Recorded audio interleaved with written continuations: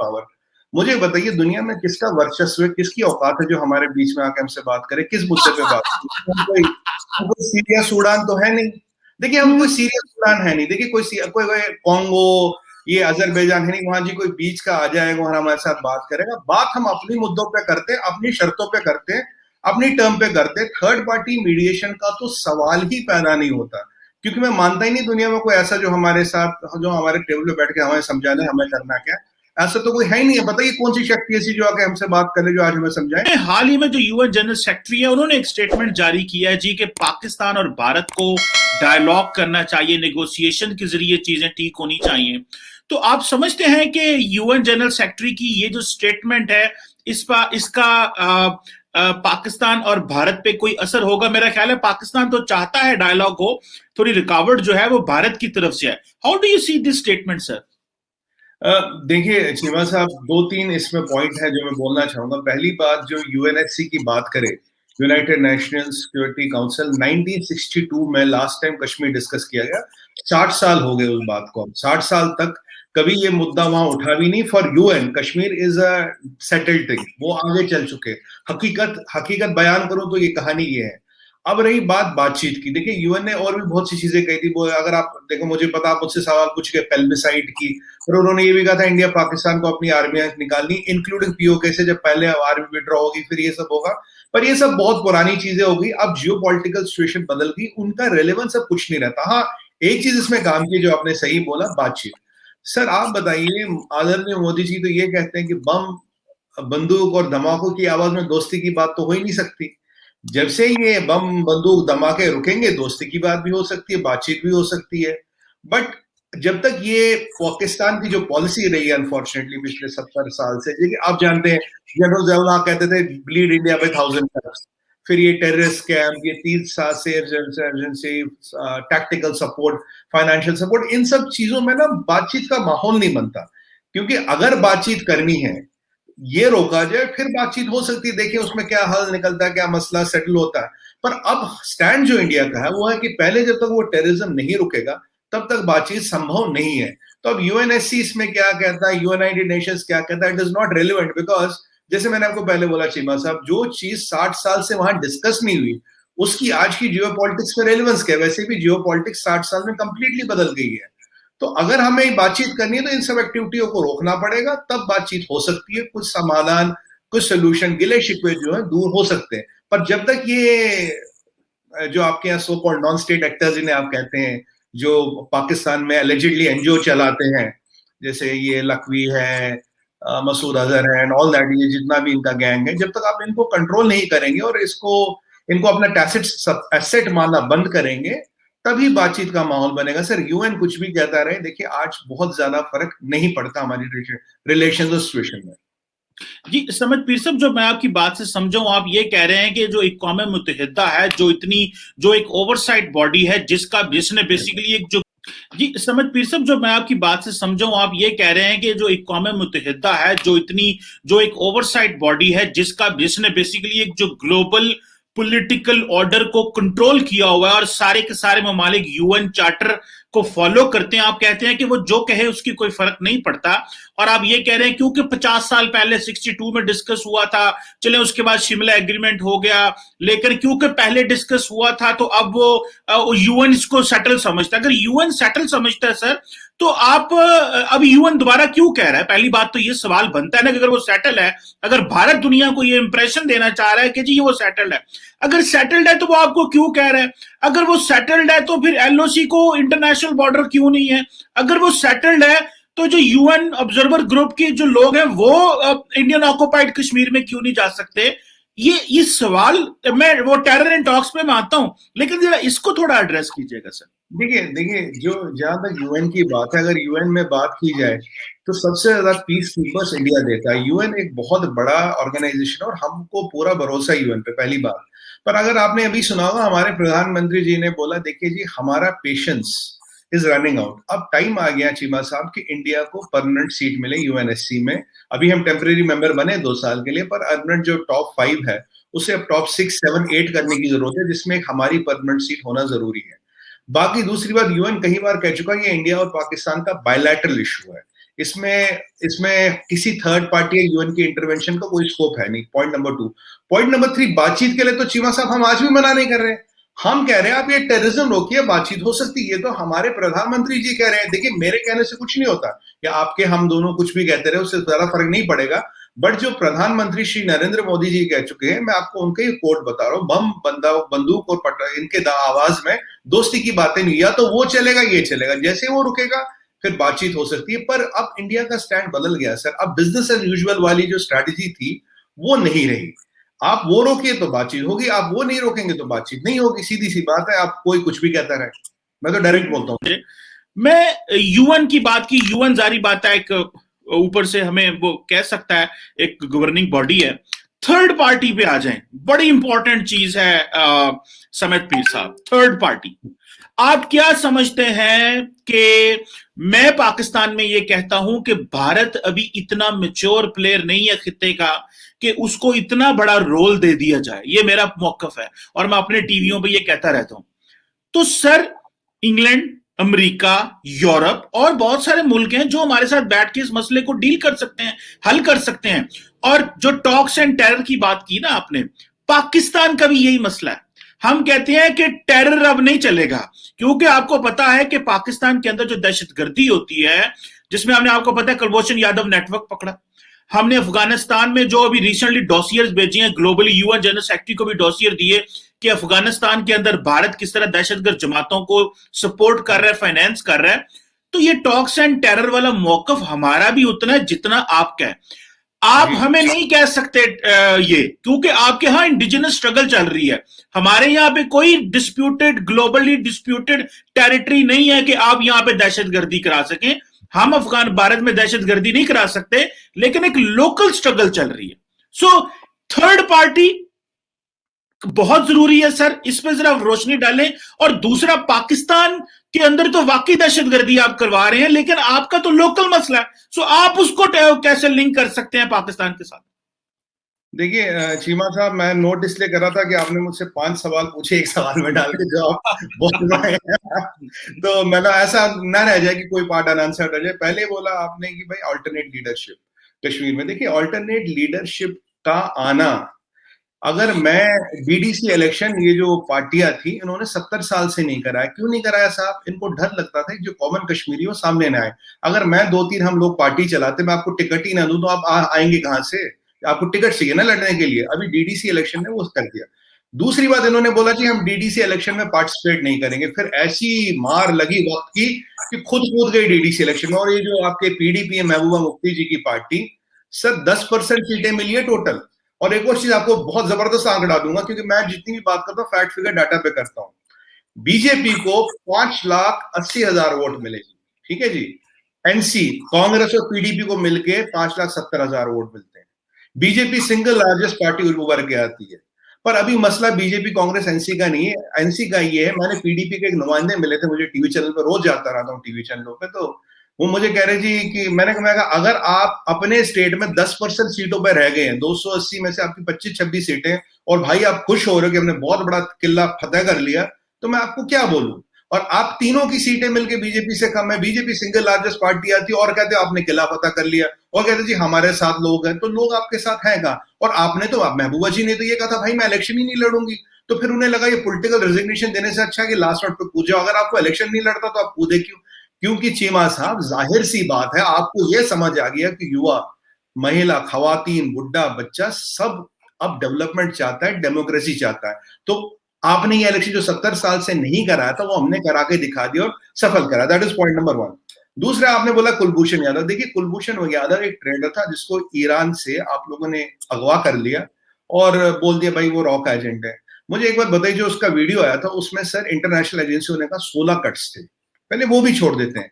आपने आज तक किसको पकड़ा? एक कुलभूषण यादव को। आपको लगता है, अगर मैं 1 मिनट के लिए मान भी लूं, just for the sake of argument, Kulbhushan Yadav ji रॉक के लिए काम कर रहा था, आपको लगता है कि आपने 30 साल में एक बंदा पकड़ा सर?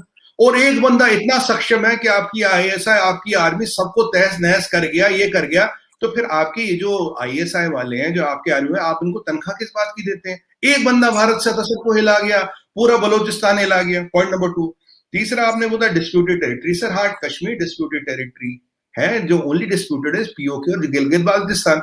वहां भी हमने अपना स्टैंड क्लियर कर लिया, at the time of a place and choosing we are going to take it back. देखिए मेरा कहना नहीं है चीमा साहब, ये मेरा कहना नहीं, ये हमारी हुकूमत का कहना। मैं तो रिपीट कर रहा हूँ as a political commentator, I am just repeating what the government has to say. आपने बोला थर्ड पार्टी, देखिए Cheema sahab, third biggest economy पे पीपीपी, फिफ्थ पे GDP, third biggest military power.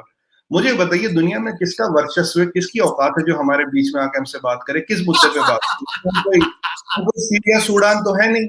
देखिए हम कोई सीरिया सूडान है नहीं। देखिए कोई कॉन्गो, ये अजरबैजान है नहीं, वहां जी कोई बीच का आ जाएगा और हमारे साथ बात करेगा। बात हम अपनी मुद्दों पे करते हैं, अपनी शर्तों पे करते हैं, अपनी टर्म पे करते हैं। थर्ड पार्टी मीडिएशन का तो सवाल ही पैदा नहीं होता, क्योंकि मैं मानता ही नहीं दुनिया में कोई ऐसा जो हमारे साथ, जो हमारे टेबल पे बैठ के हमें समझाने हमें करना क्या, ऐसा तो कोई है ही नहीं है। बताइए कौन सी शक्ति ऐसी जो आके हमसे बात करे, जो आज हमें समझाए?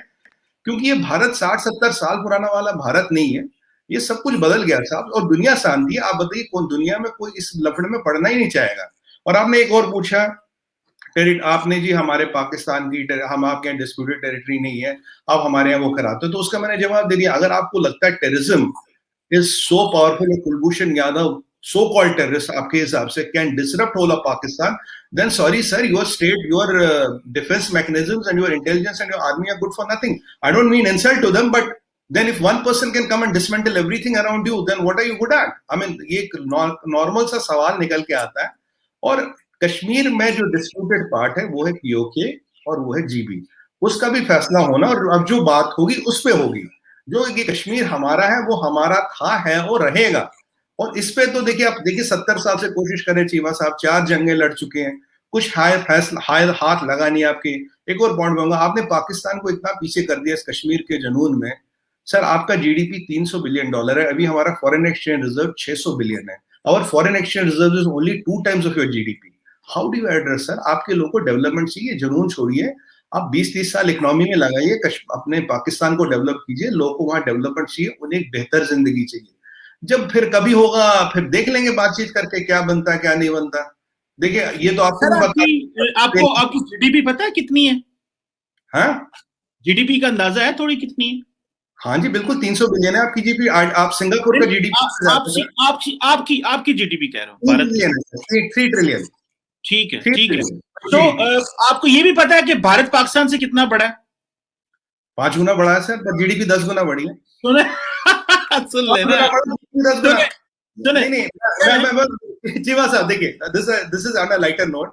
$1 बिलियन चाहना था, आपने चीनियों से मांगा, आपकी जीडीपी का डबल तो हमारा फॉरेन एक्सचेंज रिजर्व है सर। मैं ये फैक्ट है, ये रेटोरिक नहीं है Cheema sahab, there is no rhetoric in it, this is absolutely based on fact sir. मैं बताता हूं सर, बिल्कुल मैं ये नहीं कह, देखिए भारत की इकोनॉमी स्टेबल है और भारत की जो इकोनॉमिक आउटलुक है वो बहुत अच्छी है। So this is what I agree, लेकिन मैं रेटरिक नहीं करना चाहता। देखिए आप 7-8 गुना बड़े भी हो, ठीक है, आपका मूल्य भी बड़ा हो, ठीक है, और आप हमारे साथ कंपीट करें, भाई हमारा आपका मुकाबला बनता नहीं, हम तो छोटे, हमारे यहाँ तो पॉलिटिकल इंस्टेबिलिटी रही, economic growth, UN permanent seat. आप क्या समझते हैं जर्मनी जैसा मुल्क, जापान जैसा मुल्क जो कि इंडस्ट्रियली डेवलप्ड है, जहां की पर कैपिटा इनकम जो है वो 50-50 हजार डॉलर है, ठीक है जी, पर कैपिटा इनकम 50-50 हजार डॉलर, इंडस्ट्रियली डेवलप्ड, और उनका डिप्लोमेटिक एंड पॉलिटिकल कैपिटल आपसे बहुत ज्यादा है, ठीक है। How does India qualify to be a member at the United Nations Permanent Council, the United Nations Permanent जो है वो उसकी United Nations Security Council की जो परमानेंट सीट है उसके लिए कैसे क्वालिफाई करते हैं? Do you think Germany, Japan जैसे जो बड़े मुल्क हैं जो इतने डेवलप्ड हैं वो आपसे कहीं मैच करते हैं जहां 600-700 मिलियन लोग $1 a डे पे रहते हैं? देखिए चीमा साहब, आपने फिर आगे आपके कई सारे सवाल आपने एक में डाल दिए, तो मैं एक एक करके जवाब दूंगा। पहली बात जो है, आप कह रहे जी आपके यहाँ 18 साल से दहशतगर्दी है, हमारे यहाँ तो 30 साल से 1990 में आपने कश्मीर शुरू किया था, अब तक आपकी कहानी चली रही है, ये सब दुनिया को पता है, इसमें ना जाए तो 30 साल हमने तभी डेवलपमेंट की। दूसरा आपने बात उठाई साइज की, साइज का मैं देखूं, देखिए रशिया जो है हमसे 4 गुना 5 गुना एरिया है, पर इकोनॉमी का साइज हमसे आधा है, तो size is not a subject matter of economy, केवल साइज से इकोनॉमी का सब्जेक्ट मैटर नहीं होता। पॉइंट नंबर, जापान हमसे छोटा, जर्मनी एरिया में हमसे छोटा, पर हमसे बड़ी इकोनॉमी है by GDP, but by PPP we are much ahead of them. Point number 2. Point number 3, आपने बोला कि आपने बहुत बढ़िया सवाल किया चीमा साहब कि भाई यूएनएससी में आपको परमानेंट सीट क्यों मिले? देखिए, जब यूएनएससी बना था 50 का ये टाइम था, उस समय जो वर्ल्ड था that was Europe centric, Europe was the power house, सब यूरोप। इसलिए आप देखिए यूरोप से 3 लोग आए, रशिया आता है, राइट, और बाकी 2 मेंबर्स आते हैं, और यहाँ से चाइना और यहाँ से यूएस है। तो 3 मेंबर जो इनको यूरोप से उठाएगा ना, because world was Europe centric, एक अमेरिका को उठाया, नीचे से चाइना को दिया, तो हमें ही था, हमारी गलती थी, हमने चाइना की गोदी में वो सीट डाल दी, वो मसला दूसरा है। अब आपने बहुत बढ़िया सवाल पूछे भाई सुमित जी, ऐसा आज क्या हो गया जो आपको सीट मिले? मैं बताता हूँ सर, केवल फैक्ट्स बताऊंगा। 800 million unit power, third biggest economy by PPP, fifth by GDP, ठीक है sir. World third biggest army, 1/6 of the humanity, highest पर growing economy, democracy and highest peace keeper contributor to the United Nations and third largest contributor in money. And if you don't include 1/6 of the humanity in UNSC, in fact UNSC has to think, ये आपके channel पे नहीं, मैं अपने national media channels पे, आप जानते हैं मैं आता रहता हूँ, आपके साथ भी कई बार आया, मैं कई बार कह चुका हूँ, even UNSC has to think that for it to be relevant, अगर इसमें इंडिया नहीं आएगा, ये कब तक ऐसे चलता रहेगा? अगर चाइना हर चीज जाके वीटो कर दे वहां पे, तो भाई साहब हम भी कब तक बैठे रहेंगे? इवन ये हमारे आदरणीय प्रधानमंत्री जी भी बोल चुके हैं, our patience is running low. In fact UNSC में अब 7-8 सीटें होनी चाहिए, और नॉट इंडिया, इवन ब्राजील का भी नंबर, कुछ साउथ अफ्रीका या कुछ, उनको भी रिप्रेजेंटेशन देनी चाहिए, हमारा ये कहना है। और आपने बोला जी जनवरी और जापान से मुकाबला, ठीक है जी, जर्मनी का जीडीपी हमसे थोड़ा सा ज्यादा है, साइज छोटा है, military wise, youth power wise, कैप्टा IT wise, engineering wise, Germany हमारे आसपास भी नहीं आता। Japan is a old economy, वहां सब बुड्ढों का मुल्क बोलते से, they are the biggest importer of nurse. Japan की तो इतनी बस की नहीं है कि वो साउथ कोरिया या नॉर्थ कोरिया से, sorry South Korea, North Korea का वो एक जहाज इंटरसेप्ट कर ले। तो जापान की तो आर्मी नहीं, हो तो नेटो अम्ब्रेला में। तो जो वर्चस्व होता है ना चीमा साहब, ये कहीं सारी चीजों पर डिपेंड है, your size of population, your GDP, your PPP, your economic wealth, your military wealth, your contribution to the world economy, and what is the promise you bring to the world. So we are the largest democracy by size. So ये 6-7 चीजें होते हुए we have a right, हम भीख नहीं मांग रहे, we have a right to be in UNSC, else आप देखेंगे, आप और हम रहेंगे, फिर कभी डिबेट होगी, मतलब भगवान ने चाहा तो एक time this UNSC has to think, if 1/6 of the humanity is kept out of the UNSC, तो how long will it sustain? आपने WHO का भी आपने देखा, ये क्या कहर बरपाया WHO ने, how great work WHO has done. काफी लोग तो सिर्फ चाइना हेल्थ ऑर्गेनाइजेशन के नाम से भी जानते हैं, चलिए वो अलग मसला है। तो this is how I answered your question, it is not only GDP, and it's a matter of time, will be 10 trillion, another 8-10 साल में 10 ट्रिलियन होंगे, और फिर तो जाके 50 पे ही रुकेंगे। India will not settle anything less than a permanent member. अगर हमें और यूएन को वर्ल्ड अफेयर्स में रेलिवेंट रहना है, तो अगर देखिए जियोपॉलिटिक्स बहुत चेंज हो रही है चीमा साहब, आप तो एनालिस्ट, आप समझते हैं, आफ्टर दिस चाइनीज वायरस। सो नए समीकरण उभर के आ रहे हैं, नए इक्वेशंस उभर के आ रहे हैं, क्वाड आ रहा है, यू नो 2:2 मीटिंग हुई है यूएसए, बहुत सी नई अलायंसेस स्ट्रेटजीज इमर्ज करके आ रही है। तो अब UN has to play active role, और जो सबसे बड़ा डोमिनेंट पावर है एशिया का, उसको अलग रखें। अगर आप सोचते हैं कि आप कोई बहुत बड़ी दुनिया में चीज का, देखिए हम कॉन्गो, सीरिया वीरिया, सूडान तो है नहीं कि जिनका जो दुनिया नक्शे में ढूंढने पड़ते हैं कहाँ है, तो उनके लिए तो मैं कुछ कह नहीं सकता। तो ये एक एक नेचुरल आउटकम है जो दुनिया को समझना पड़ेगा, मानना पड़ेगा। अब जितनी जल्दी समझ आए उतना बेहतर साहब। बिल्कुल ठीक है, चलें जी, let's hope for the best. और जारी बात है, तमाम ममालिक को कोशिश करनी चाहिए कि वो अपनी मेहनत करें, अपना काम करें, और जारी बात है ग्रो करना है, सबका हक है। और इसमें जी मैं सिर्फ ये कहूंगा, मेरा जो मैसेज है आपकी ऑडियंस को और आपको सबको जो देख रहे, देखिए डी से दोस्ती होती है, डी से दुश्मनी होती है। अगर हम दोस्ती चूज कर ले तो दुनिया बहुत बड़ी है, रास्ता बहुत बड़ा है। ये दुश्मनी करते 70 साल हो गए, बहुत हो गया। अब दोस्ती को भी ट्राई कर लीजिए, 30 साल कर लीजिए, फिर विचार करेंगे। सर